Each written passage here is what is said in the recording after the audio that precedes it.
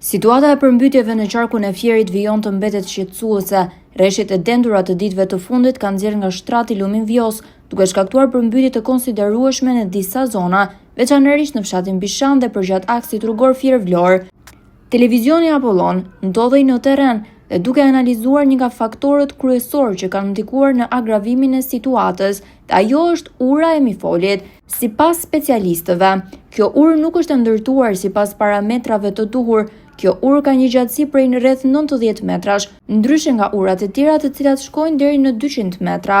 Kjo mënyrë ndërtimi ka çuar në krijimin e asaj që specialistët e quajnë si një hink, duke penguar rrjedhjen normale të lumit dhe duke shkaktuar daljen e ujit nga shtrati dhe përmbytjen e banorëve në Novosel. Si pasojë, ujërat kanë përmbytur këto sipërfaqe të konsiderueshme tokash bujqësore dhe kanë vënë në rrezik banesat dhe infrastrukturën. Ndodhemi pikërisht këtu tek ura e re e mifolit mbi autostradë. Pikërisht këtu është zemra e problemit. Sipas shumë specialistëve, këtu nuk është ndërtuar ura siç duhet. Nga njëra anë e bregut të Vjosës që vjen nga Fieri, në anën tjetër, kjo urë është e gjatë 90 metra, ndërkohë që urat e tjera janë mbi 200 metra. Pikërisht kjo urë ka bërë, apo ndërtimi i saj ka bërë që këtu krijohet efekti hing. Pra këtu ngushtohet lumi dhe kjo bën që lumi të dalë në të gjithë zonën dhe të përmbys pjesën e Novoselës. Pra, kjo është problemi apo zemra e problemit. Në këtë moment ne po shikojmë që uji e ka çarë argjenaturën dhe po shkon në drejtim të fshatit Bishan. Po çaj madhe uji praktikisht një lumi tërë po drejtohet në drejtim të fshatit. Pra, zemra e problemit dhe e përmbytjeve është pikërisht këtu. Të paktën sipas asaj që thonë specialistët.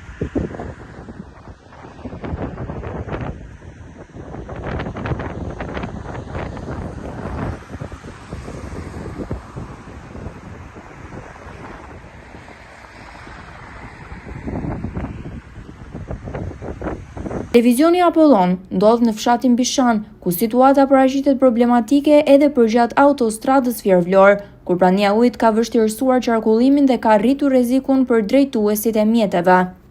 Jemi këtu në fshatin Bishan, po të shikoni deri këtu ka ardhur ujë, ndërkohë argjenatura e kanalit e ka penguar që të përhapet në tej.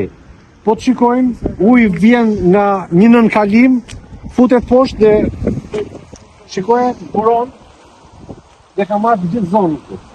Pra kjo është situata në këto momente, folën me dikët e emergjencave civile, ka mbajtur ushtria në fshat, ndërkohë uji vazhdon, krurjet vazhdojnë dhe përveç krurjeve që vazhdojnë, pjesa më e madhe e banorëve janë evakuuar, për mos thënë të gjithë banorët janë evakuuar, por dëgjova që edhe në valezat e fshatit rrezikohen të përmbytjen. Kemi të quna nga fshati Kneli, dhe si është situata.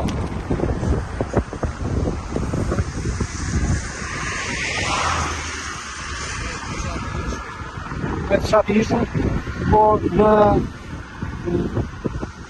kjo kundre të të në fund. Kjo përhapi në gjitha faqët që ka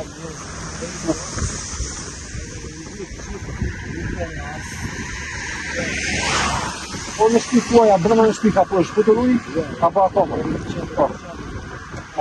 Fshati është majtas, e pengon agitaturë e kanalit tu. Kanalit e pengon që ka dhe të fshatit.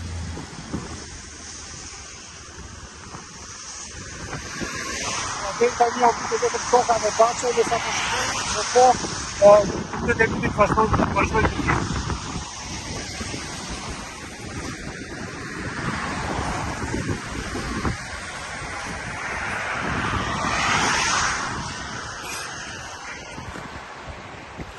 U dëme në bakti ka pasur?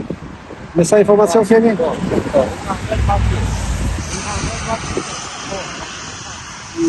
Dore në po apo i keni në gjithmonë në nejë?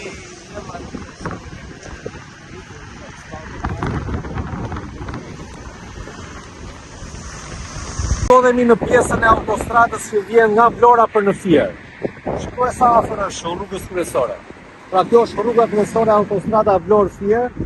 Kjo është zona e përmbytur, shikoj sa afër dhe për pak uji del mbi rrugë.